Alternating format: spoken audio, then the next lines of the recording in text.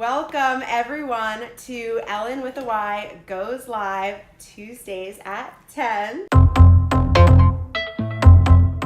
Hey everybody, welcome. So excited to have you here and watching the show. Thank you so much for tuning in. I feel like we have a jam-packed episode to get to, and if you saw any of my promotion, you know this week's episode is especially themed for Game of Thrones. So I'm really excited. We have an incredible guest this week, Chen. We're going to talk about Game of Thrones and Fixer Upper. And we have a lot of shared passions, so it's going to be a really great interview. I'm so excited. So we're going to just dive right in because there is a lot of hot topics to get to. First of all, we are on baby watch. I'll say we're on royal baby watch because we are waiting for Meghan Markle to announce that she has had the baby. We are also on American version of royal baby watch because Kim Kardashian has announced that her baby is due within the next 2 weeks. If you don't know, she is using a surrogate. This is the second time that she's using a surrogate. She just had a baby shower. I believe it was this past weekend. It was CBD themed, which I thought was really interesting and very funny. So we are on officially UK and US royal baby watch because you can love it or hate it, but the Kardashians are definitely have reached like royal level. So we are waiting for the babies to be born, and they can definitely name their kids Ellyn if they want to. Moving on to our next hot topic, I stumbled upon Wilmer Valderrama going live on Instagram. He was joined by Demi Lovato, and they were live together, and it was kind of cute, kind of fun, kind of flirty. Kind of like maybe they should get back together. They were so sweet when they were together. It was before they broke up, before she OD'd this past summer, which I can't even believe I'm like saying that out loud. It's so sad that happened. But I would love for them to get back together. I thought that they were such a cute couple, and I love Wilmer. I love Demi. They're so beautiful. They're the appropriate height for each other.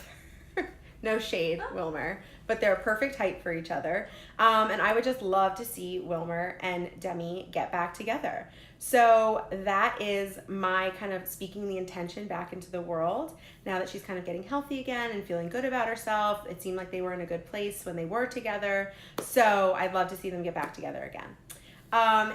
In kind of the biggest news to hit the circuit over the last couple of days, going to take a minute to explain. 50 Cent.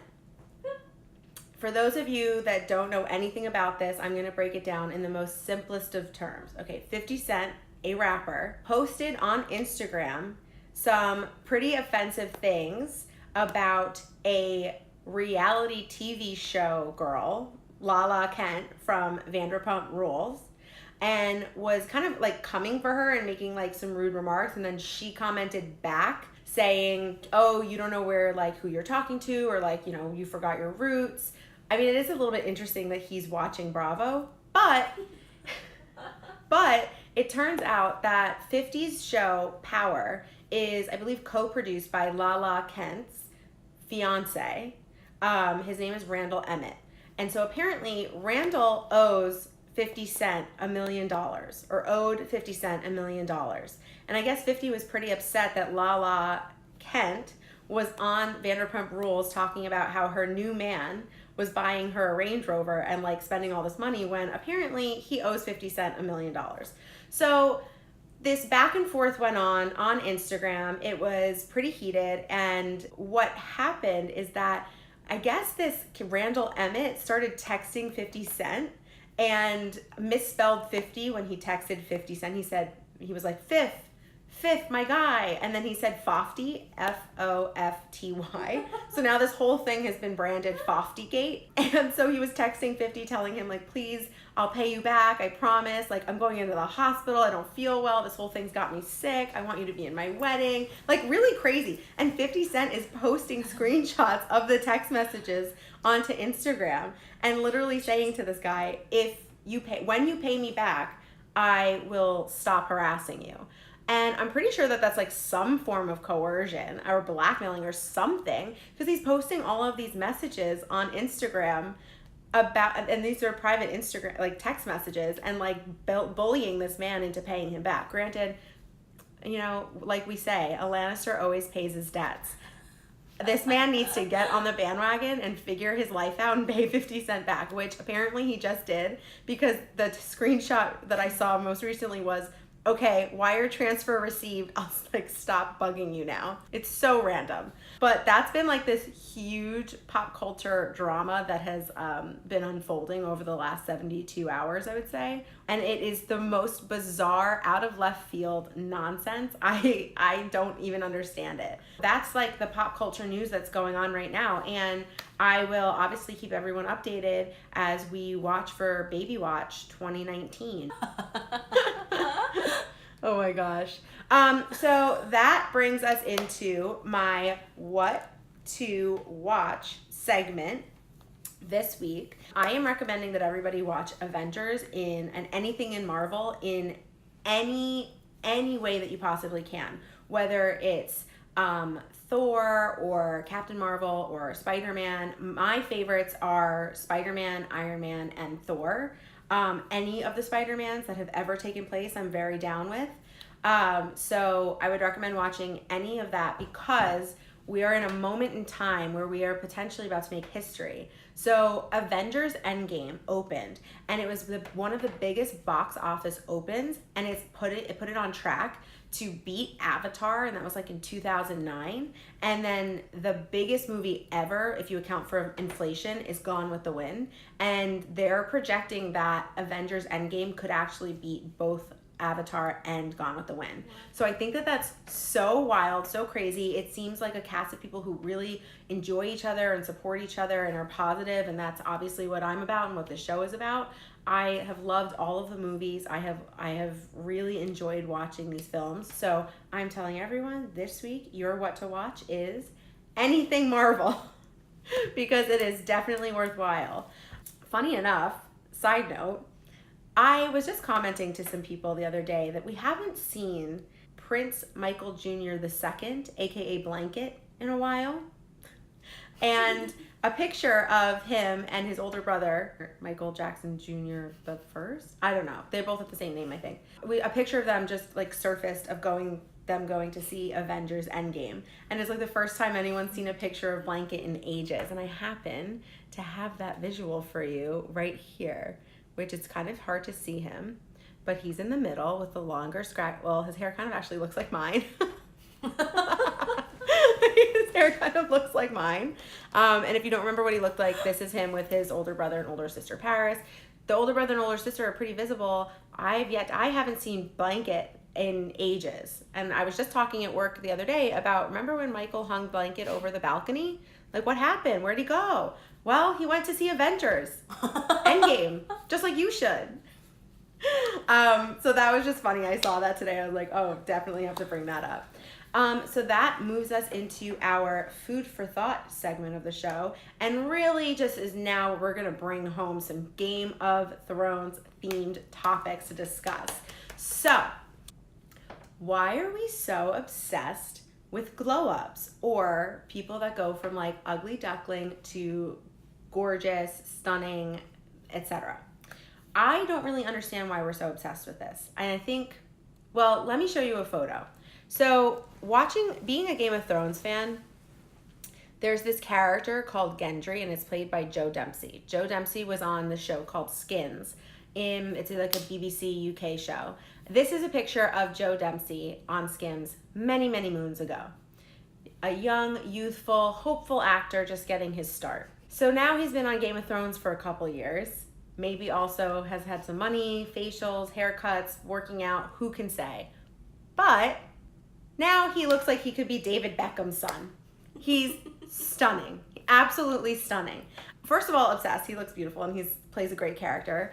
I don't really understand this idea of this obsession with like the glow up. If you remember the 10-year challenge that just happened a while ago on Instagram, there were so many people like, oh my God, like thank God, like so much better now, like, oh, my ugly duckling stage. And I've definitely gone through my own kind of metamorphosis in my life where I've talked a lot about this on the show, where I've been thin and I've been heavier, and I've kind of not only changed on the exterior but also changed on the interior, like how I feel about myself going through those kinds of transitions. And I think that maybe we like fetishize the idea that like you can have like an ugly duckling to swan story. And I think a lot of the times what we don't talk about is like the journey from ugly duckling, or just all of us being, you know, prepubescent, gross, braces, pimpled, crazy hair, weight, whatever. The journey that you go on from that stage to the metamorphosis to who you are now, and how you learn maybe how to dress for yourself better, and you know how to style your hair and how to do your own makeup and whatever. The braces come off. There's a lot of living that happens between point A and point B, and I think that if you don't do the like internal work on like loving yourself from the beginning to where you are now is going to feel very empty and kind of shallow. So I think we all love a transformation photo, love a before and after. I mean, the internet was made for that. But I think that there is kind of like a larger lesson in appreciating yourself now and the journey that you're on. So food for thought, maybe not as funny this week, but definitely something to consider, and tremendously Game of Thrones themed. Go Gendry, we love you. You can get it. If you've been watching, you get the reference. So that now brings me into the guest portion of our show. I am going to be bringing on a good friend of mine, Rachel Chen. Hello. Come on in. We'll get nice and tight. Hi. Oh, look, lots of hearts. Yay. Hi. I'm so glad you're here. I'm so glad you invited me. Welcome. Rachel was a part of the like inspiration for doing this show. Back like in the fall. You're like, you should start vlogging you're or meant something. to do this. Oh, thank you. So I don't actually remember the first time we met. No, I don't. We were just talking about it. I was trying to remember the first time I met Ellyn, and I'm just like, I just felt like when I see you, I've always known you. And we were talking, and I was like, you need to start a vlog, or you need to start a show, something.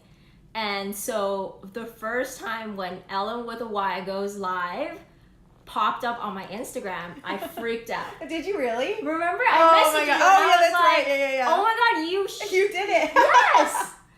And I'm so proud. Oh, thank you so much. You're such a good friend, so supportive. Well, you know, and hopefully we speak intention into the world, and that's what this is about, and I'd love to be doing more of this in any capacity. So, yes, we know each other through work, and we bonded very quickly. One of the biggest things that we would chat about is Fixer Upper on HGTV, now no longer on HGTV, with Chip and Joanna Gaines. Oh my God, that's so it's like weird. when you remember that they're not making new episodes. Does that make you sad? That makes me really sad. I love them. I just call them HGTV. Yeah. I think HGTV equals Fixer Upper. I don't know if you can see it, but one of the books behind me is their book.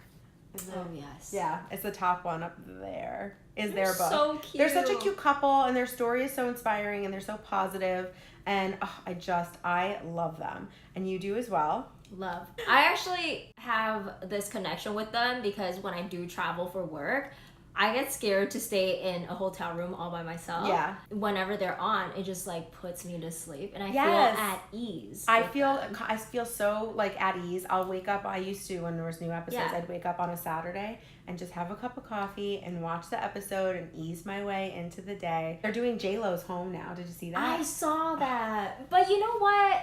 I have thoughts about that. Oh, really? Okay, tell us. I do love J-Lo. Love that they're doing that, but I really do miss, the first few seasons where they were just very new to the TV stuff and just so cute. Yeah. And you just saw two people where they clearly worked so hard in their life to get to where they are, but it just felt like very authentic. Yeah, and very it felt real. like you were there in the very beginning. Exactly. And now they're like big, doing J-Lo's house. Doing J-Lo's house.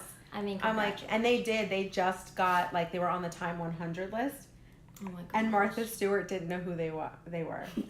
So we also have a very strong bond and shared love of Game of Thrones. Oh.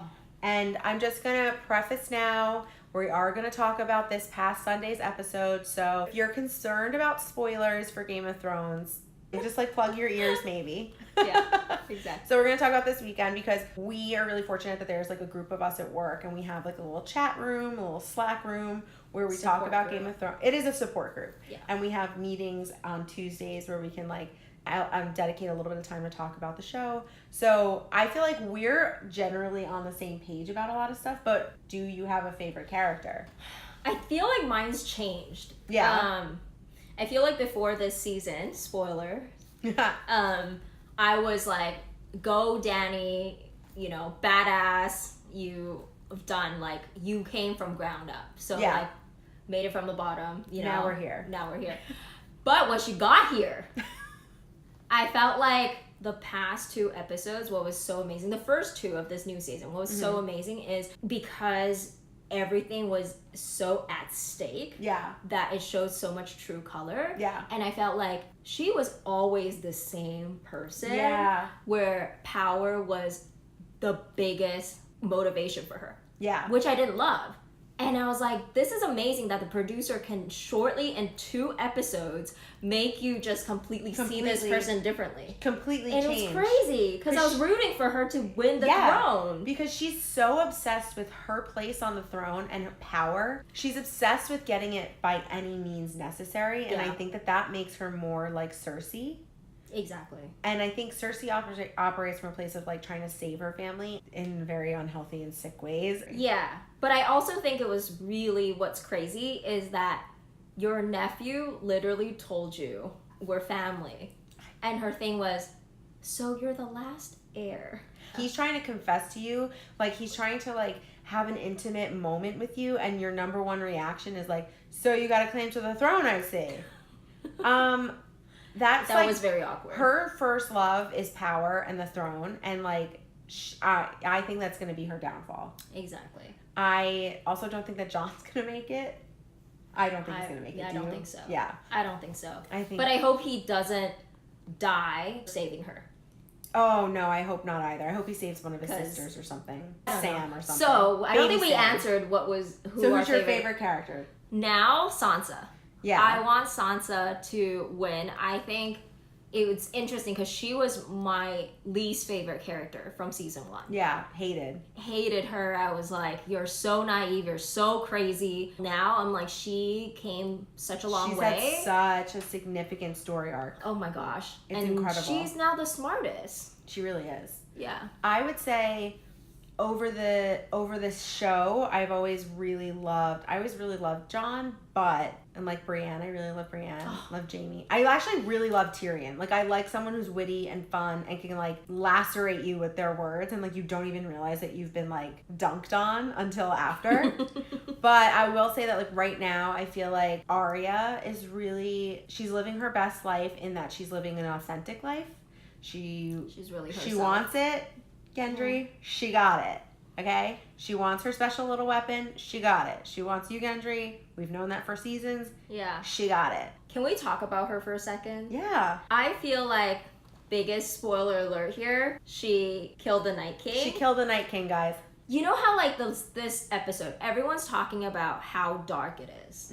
Literally and metaphorically. When we're watching, we're like, what? Yeah. But I have to say, the reason why she fought so well is last season or 2 seasons ago when she was training, she was blind. Yeah, that's right. I forgot about that. So she is by far the person that could fight without light. Oh my god, I didn't even think of that. Like she really is like just good at knowing her surroundings. Yes. So she can literally fight the White Walkers like you know how she was like flipping on them and everything? Yeah. Because she fought in the dark for so long. Like she Oh my god, I didn't even think of that. Yeah. That is so spot on. I love how she like inspired the Hound to get back up and get going when Barrack was like, I love their relationship. I know. I love their relationship. I think he's gonna die soon. I want her to kill the Mountain for the Hound. I think something's gonna happen with the 3 of them. Yeah. I think something's gonna happen where someone is going to have to save the other one from the Mountain. when I was watching, seeing Arya scared was the moment that made me really scared. Yeah. Because I was like, no, if Arya's scared, we're in big trouble. Mm-hmm. But the Red Woman's pep talk to her was really just like, she referenced the most important moment of Arya's life, which is, what's that sentence? She was like, what do we say to the Lord of Death? And she's like, not today. Not today. Satan. Yeah.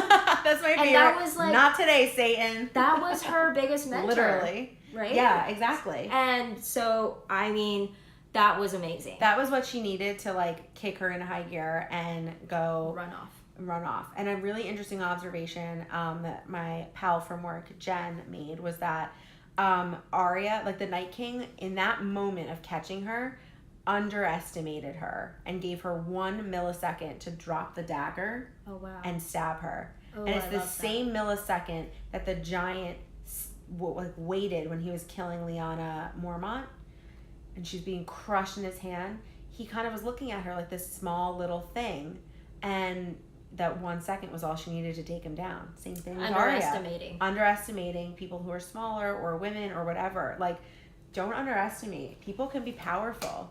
Isn't that so, like, I was like, wow, that's like a really, like, good moment. I think that Game of Thrones actually has the opportunity to, like, redeem itself for all the, like, things that it's done against, like, children and women in the show in this season by putting Sansa on. They really are, though. They're slowly getting there. They're getting there. I think that they're the fact that they gave Arya that moment and Lyanna, which she was supposed to only be in the show for one episode.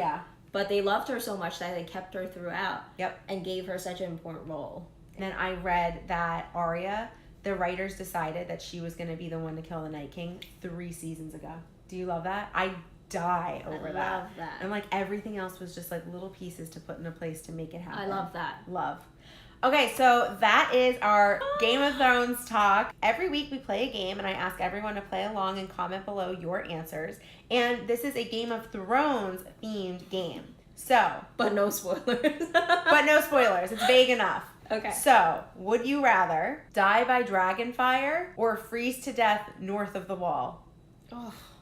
Oh, that's so hard. I mean, I think personally I'd probably rather die by dragon fire. Okay. 1, because then I've seen a dragon. 2, I feel like when you're burning, you probably die faster. But I feel like if you're freezing, like your whole, like your organs have to slowly shut down. It's like a slow death. Yeah. Just my guess, but dragon. I would say that freezing to death is probably a little bit more peaceful because it's not as painful because you just fall asleep essentially, I feel like. Whereas the fire from a dragon is so hot that it would just kill you instantly, and I too want to see a dragon. Yeah. So I would be okay with dying by dragon fire. Okay, here we go. Next question, everyone. Would you rather be able to change your face or come back to life after dying? Change your face. For me. Okay, why? Because I feel like I feel Jon.